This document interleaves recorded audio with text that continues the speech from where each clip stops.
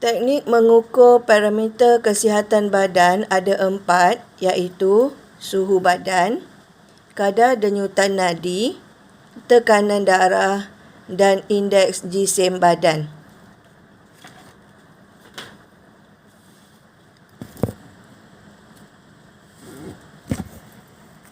Seterusnya kita lihat yang pertama, iaitu suhu. Suhu adalah darjah kepanasan dan kesejukan badan. Suhu badan perlu dikekalkan supaya badan dapat berfungsi pada tahap yang optimum. Suhu diukur dengan menggunakan termometer. Suhu badan normal adalah 36.9 darjah Celsius dan jika lebih, seseorang itu akan demam. Kita lihat ya. Seseorang yang mempunyai masalah kesihatan menunjukkan suhu badan yang tidak normal. Suhu badan antara 37 darjah Celsius dan 39 darjah Celsius dianggap demam ringan. Suhu badan dari 39 darjah Celsius kepada 42 darjah Celsius adalah demam tinggi, manakala suhu badan yang melebihi 42.4 darjah Celsius boleh menyebabkan kerosakan yang serius kepada otak.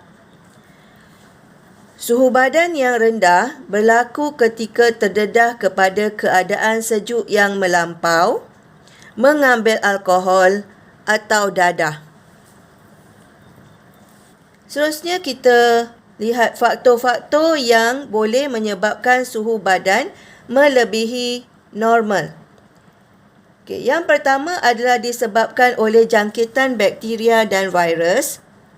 Yang kedua disebabkan oleh senaman. Dan yang ketiga adalah pendedahan haba yang melampau. Faktor-faktor yang menyebabkan suhu badan berada di bawah paras normal adalah pendedahan suhu rendah yang melampau.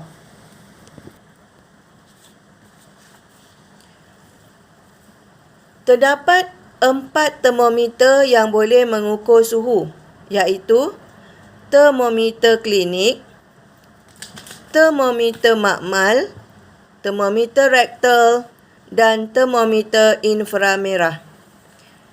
Kita lihat termometer klinik.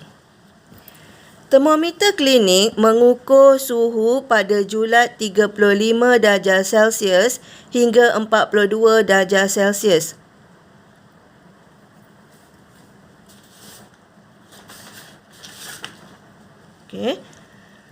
Setkan dulu suhu dengan mengibas-ngibaskan sehingga paras cecair dalam kapilari berada di bawah bacaan 35 darjah Celsius.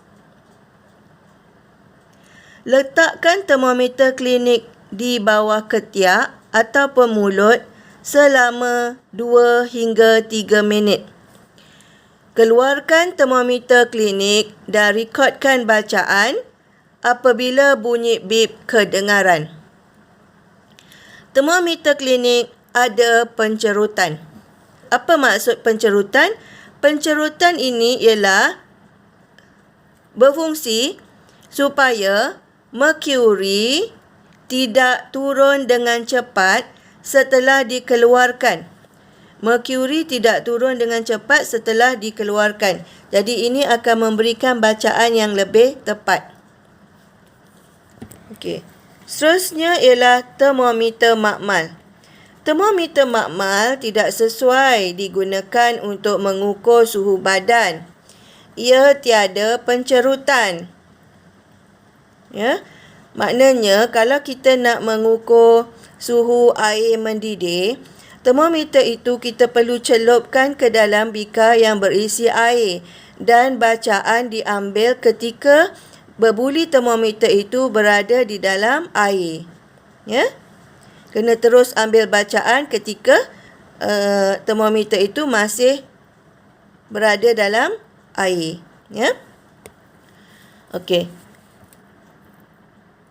Yang ketiga ialah termometer rektal.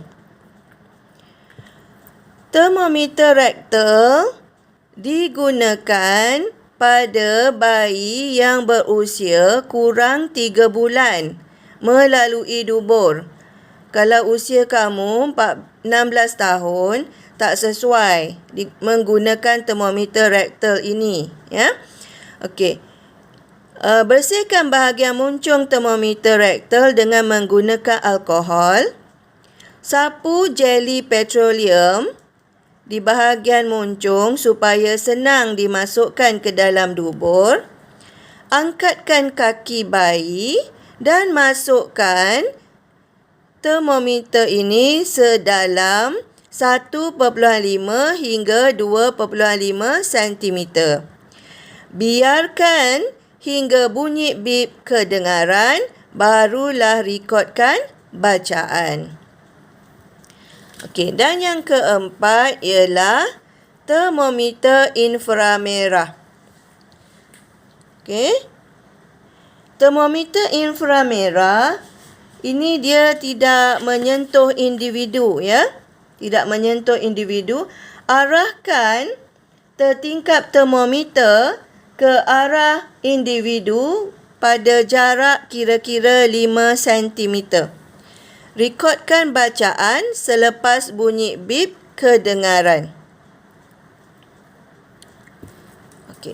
Teknik yang seterusnya ialah nadi. Okey. Kadar denyutan nadi ialah ukuran bilangan denyutan jantung per minit. Okey.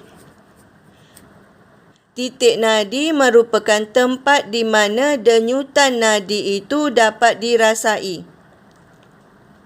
Ya. Kawasan ini terdapat arteri yang sangat dekat dengan permukaan kulit. Terdapat beberapa tempat pada badan yang mempunyai titik nadi seperti pergelangan tangan, leher, kepala dan lengan.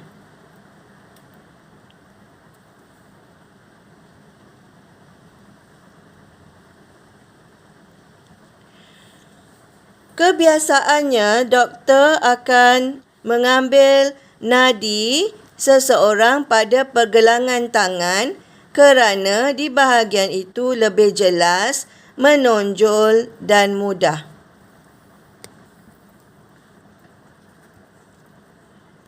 Okay. Perempuan mempunyai kadar denyutan nadi yang lebih tinggi berbanding lelaki. Kenapa? Kerana perempuan mempunyai saiz jantung yang lebih kecil daripada lelaki. Ya. Justru jantung perempuan mengepam darah pada kadar yang lebih tinggi daripada jantung lelaki.